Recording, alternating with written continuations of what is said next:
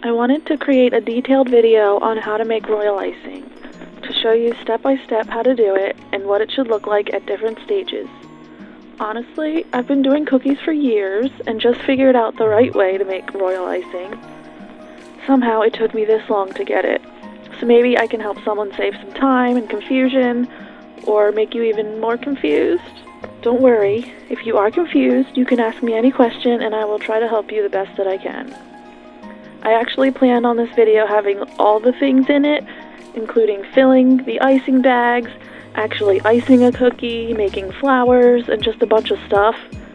But once I got through just the making of the icing, the video was already too long, so hopefully I can stick with it and make a whole series for you.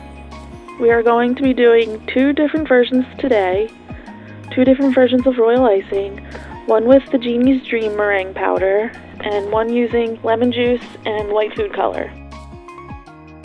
We will start by making the Genie's Dream royal icing. I would say this is just a super simple and classic royal icing recipe. I like to use this particular icing for making flowers and stuff that needs to have structure. What you're going to need for this recipe is 1 tablespoon of corn syrup. I like to use this Caro brand. I don't know how much of a difference it would make to use others. I just know I used a different brand once and I didn't like it, and it was a whole gallon size, so I won't be doing that again. Also, of course, you need the meringue powder. I'm using Genie's Dream, but you could really use whatever brand you want. There's so many to choose from out there. I have just always heard good things about Genie's Dream, so here we are. You also will need clear vanilla extract. Watkins clear vanilla is my favorite to use in icings, royal icing, and buttercream. I will use Loran brand vanilla in my actual cakes and cookies, but never in my icings. I guess I did that once and I hated it. You may not think so, but all different vanillas really do all taste different, so you will have to figure out what you want to use. You can also use regular vanilla extract or the real vanilla extract. I've just always been told it's best to use clear so you can keep the icing pretty white. But if you don't have clear vanilla, don't panic. Just use what you have, because I don't even know for sure if it makes a huge difference. Next, you're going to need 2 pounds of powdered sugar. That's usually what a bag is in the grocery store, so 1 whole bag of powdered sugar. For the sugar, I will try my best to always use Domino brand. Is it really any better than any other brand? I don't know. I just feel like in my heart it is. It's just another ingredient you have to find your own preference on. Lastly, you will need half a cup of warm water, plus a little bit extra on the side to get the consistency of the icing the way you want it in the end. Also, I'm adding in here the equipment you'll need, because I probably should have said that first. You're going to need a mixer, the paddle for the mixer, a separate whisk, a measuring cup and measuring spoons, and a spatula to scrape the icing off the sides of the bowl. So you want to try to make sure you have everything ready, everything measured out, just sitting on the side of your mixer. So all you have to do is stand there and add the ingredients and pay attention to the icing. Now that you know all the ingredients you need for this recipe, let's jump into actually making it. First, you're going to need to take your bowl off your mixer and add the meringue powder and the half cup of warm water, just the half cup. You need to whisk those together until frothy. That should only take like 30 seconds, maybe a minute. I like to kind of spin the bowl around as I'm whisking and scrape the bottom of the bowl with the whisk while I'm whisking to make sure I get all the meringue powder incorporated. Next, you can put your bowl back on the mixer and put your paddle attachment on. Turn the mixer on the lowest speed and slowly pour all the powdered sugar in the bowl as it's mixing. And by slow, I mean just don't pour it in one big chunk. You don't really have to go so slow.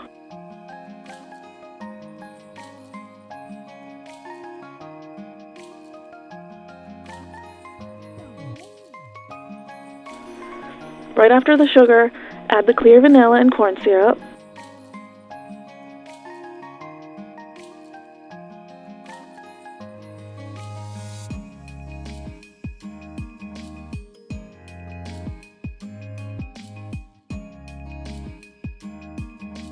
That's not vegetable oil, that's corn syrup, I promise.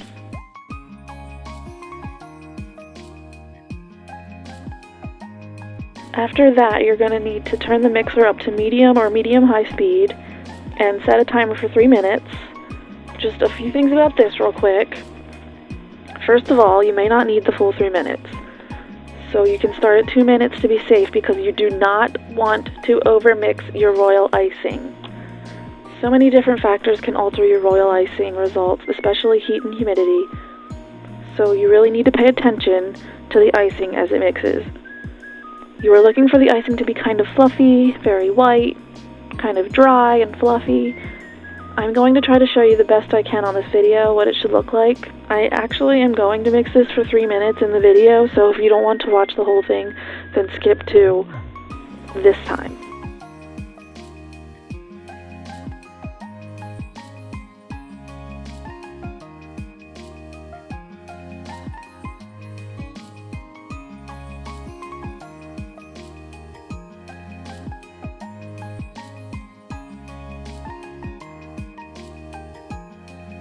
I also need to add that if you notice in this video, I don't exactly measure the vanilla and corn syrup.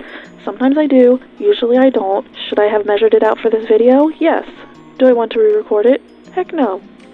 So I'm telling you now, if you are new to this, I recommend measuring everything exactly until you get the hang of it. When it's mixing, I will usually actually walk away or turn away for a couple minutes so I'm not tempted to turn off the mixer and scrape the sides.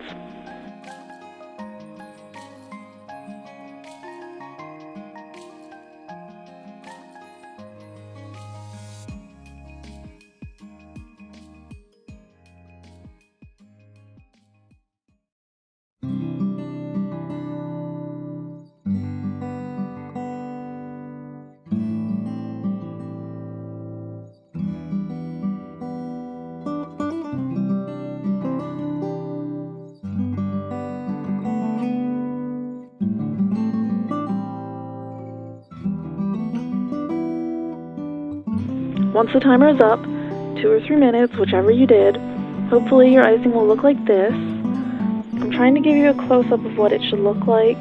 See how it's not very shiny, and it holds its shape when you scoop it out?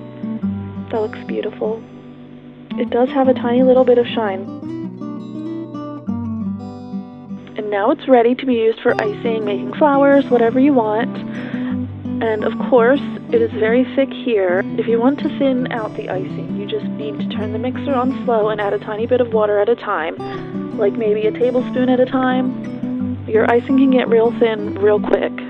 Just be careful. We can look at this more in the next royal icing recipe. So next, we are going to move on to the Eddie royal icing. This is going to mean nothing to you unless you actually have an Eddie or have used an Eddie.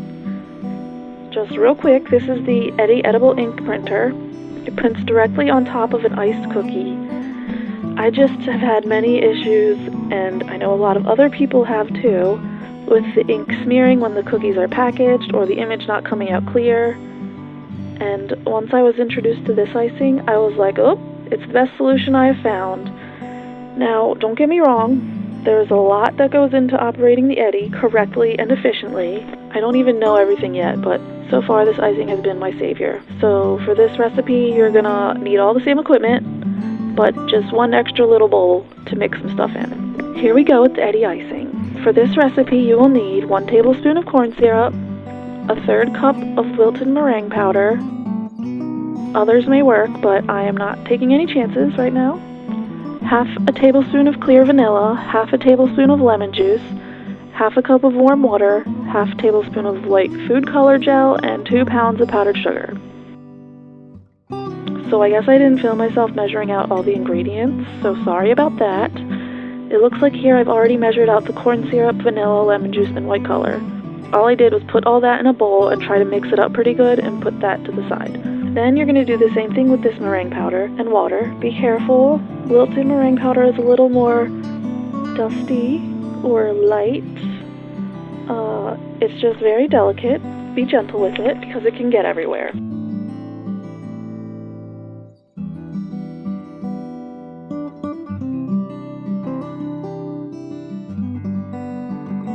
Then we are going to add the powdered sugar the same way we did with the other icing. Then add your slurry of other stuff. Make sure to get it all in there.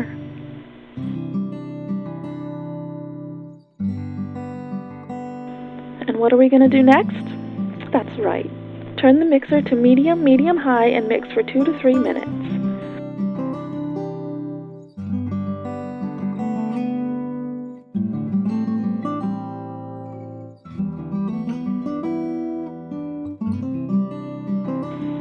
Yes, sometimes I will stop the mixer and try to scrape the sides and bottom of the bowl to make sure everything is getting mixed good. I really need one of those paddles that has like a spatula thing on it. That would be nice. Finishing the mixing. Look at it, it's so pretty, so smooth, so light. See how this is also pretty dryish looking, not super shiny. You can totally use this for flowers and piping or whatever. I just usually use it for only the background if I'm printing on the cookies after. So, like, I want to conserve this stuff, you know?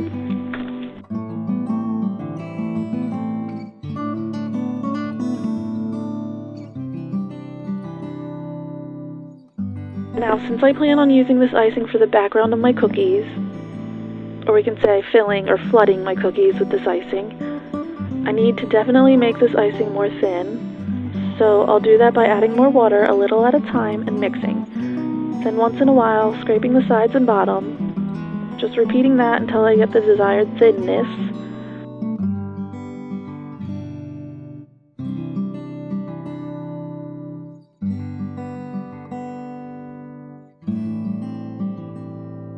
I sped this part up a bit because it takes a little time to get it just right. And of course you can stop at any time with any thickness you want.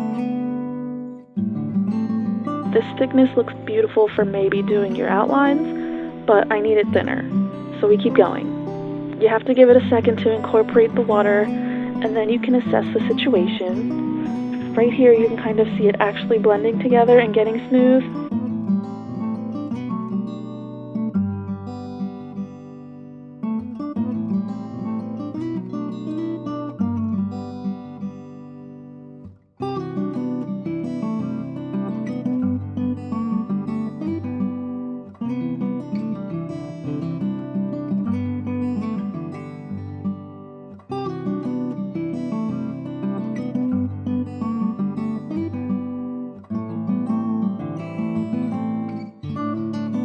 Scraping again, mixing again.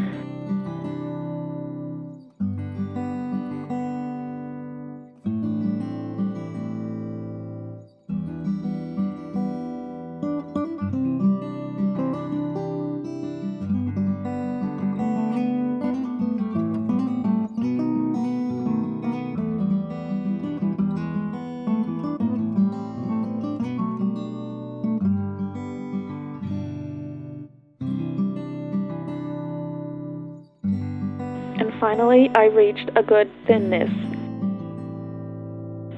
And actually, now that I'm looking at it, I probably could have added a little more water because yes, this is pretty thin, but you can tell when I let the icing drip off the spatula back into the bowl of icing, you can see that the top doesn't get like flat.